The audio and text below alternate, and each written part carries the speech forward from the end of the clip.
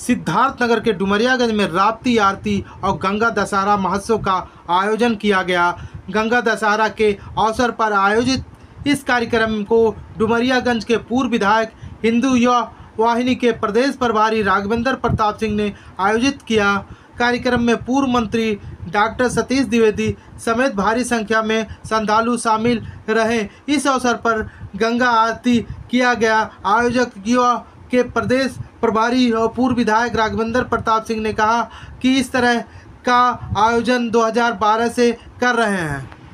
धार्मिक सामाजिक विरासत जो समाप्त हो चुका था वह अब फिर से लोगों के जागरूकता के कारण शुरू हुआ है। यह कार्यक्रम आगे भी जारी रहेगा। वही पूर्व मंत्री डॉक्टर सतीश द्विवेदी ने कहा कि यह कार्यक्रम कई वर्षों से चल रहा है। यह हमारे देश की संस्कृति का परंपरा है। 2012 से 2024वां साल चल रहा है। यह निरंतर 12 वर्ष जहाँ हर गंगा दशहरा को भव्य कार्यक्रम होता है, वहीं हर रविवार को माता राप्ती की आरती यहाँ पे होती है और ये निरंतर चलने वाला, चूंकि इस राप्ती मैया के तट पर आने से ही पुण्य के भागीदार होते हैं।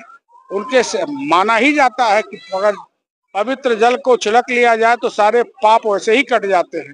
और ये अचरावती माता का स्थान है, पवित्र स्थान है और इसीलिए डुमरियागंज की धरती पर जब से आरती का कार्यक्रम प्रारंभ हुआ है तब से इस क्षेत्र में खुशहाली बढ़ना शुरू हुई है।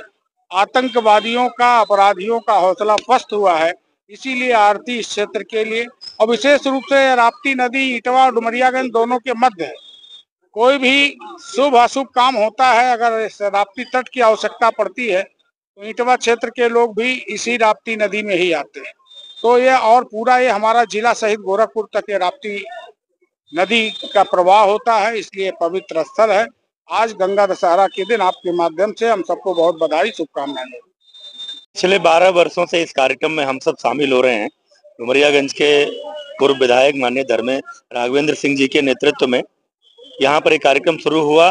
इसका एक आध्यात्मिक सांस्कृतिक महत्व तो है ही, लेकिन पर्यावरण की दृष्टि से भी लोगों के मन में जागरूकता होती है। और मैंने देखा कि जब से इन्होंने ये अभियान शुरू किया तब से राप्ती तट की स्वच्छता बढ़ी, यहाँ के घाट सुंदर हुए और हमारे देश में सभी नदियों को माँ गंगा की शाखाओं के रूप में माना जाता है।